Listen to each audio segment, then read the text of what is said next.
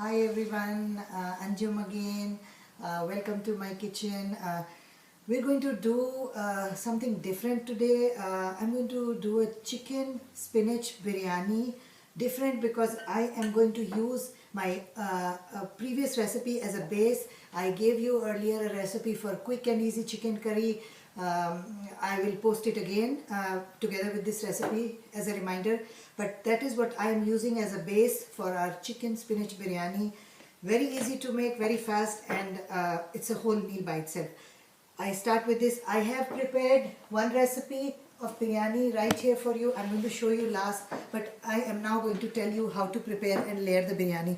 This is the quick and easy chicken curry. This is one recipe, sorry, half a chicken, one recipe. What I did was, when the water dried, I just added about a quarter cup of yogurt, and then I just fried it for a while. And as you can see, this is the complete chicken, but I did not add any water. I have to dry it because if I'm making a biryani, the base has to be dry. This is spinach. I used one bunch of fresh spinach. Again, there is no hard and fast measurements for my cooking. This is a bunch of spinach. It could be anywhere between half to 1 pound. I chopped it, I blanched it, I strained it, and then I just greased it with about a heaped teaspoon of butter to make sure that it will separate and mix with the rice well. You can use oil, you can use a tablespoon of olive oil or a teaspoon of olive oil, but this is it. This is just spinach. You can also use frozen.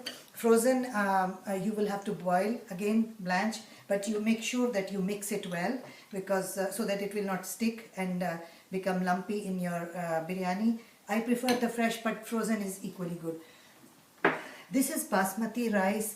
This is par-boiled, half-boiled basmati rice. I boiled it in a big pan, the cooking pan of the same size that I'm doing the biryani in, and then I boiled the water with 2 bay leaves, 2 cloves, and 5 black peppers. These are my usual spices. A little tip that I like to bring to you today is that whenever you're using a clove for cooking, remove that little head to get the real flavor out. If you just put it like that, the real flavor of the clove will never come out. So there's a little head there I removed. I'll show you once again. We have only 2 cloves here. There's the other one. As you see, there's a little.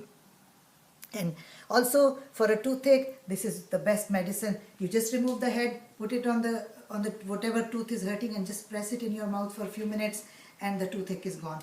There you go. So these are our spices. We are going to fill the water, like more than half the container, boil it with this, add 1 full teaspoon of salt, and then just once it's boiling, put the rice, and once the rice starts boiling, then it's about 3 to 5 minutes, depending on how your rice is. The older the rice, the aged the rice, the longer it takes to cook. So this is it, and you're going to check it by taking it between your thumb and index finger and just press it.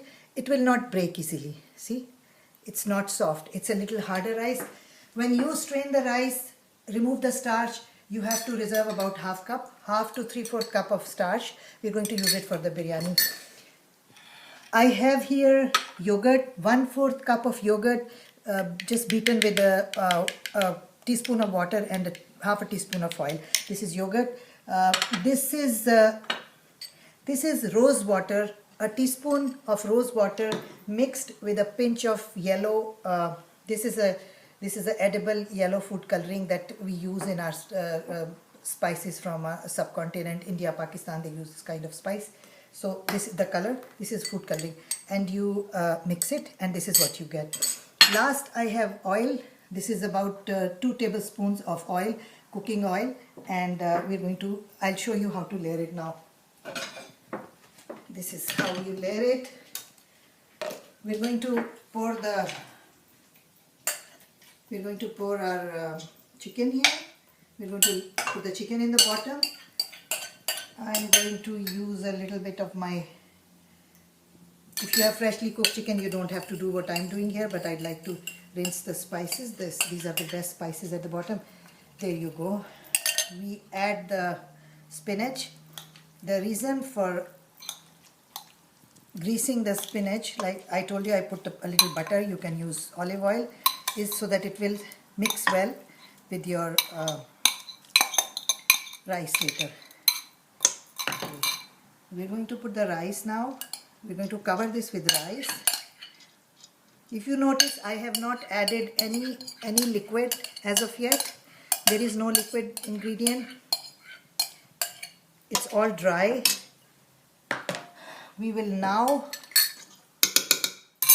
going to spread this starch that we had reserved from boiling the rice. Once again, about half to 3/4 cup, depending on how soft your rice becomes. Mine is a little harder. It's going to cook for longer. This is the beauty of the biryani, is how at what right point you will stop boiling your rice. This is yogurt. I'm going to spread this 1/4 cup of yogurt. I just put a little oil, half teaspoon of oil and 1 teaspoon of water to just dilute it, and then just spread it on the biryani. There you go. We're going to layer, and then we're going to spread our oil. And last but not the least, this is how our biryanis get color. We're going to just spread this around 4, 5, 6 little. There you go. We are ready now. We're now going to put this on the stove, and very important is this little, I use a cloth napkin, but for those of you who have less time to wash, there is this paper towel. I'm just going to, this is a double layer. Make sure you use very strong paper towel, otherwise it will just mix with your rice. This is a paper towel. I will just dampen it a little bit with water.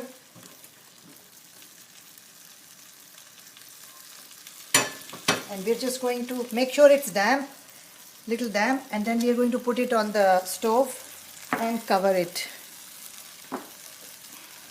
We cover this. Now, this is going to be covered till you see that, and on high. This is high heat. It's going to steam.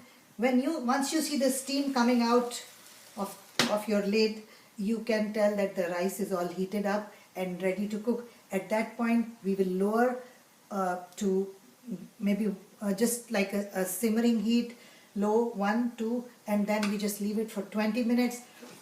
After you cook it for 20 minutes, this is how it comes out. I am just going to dish it out, mix it.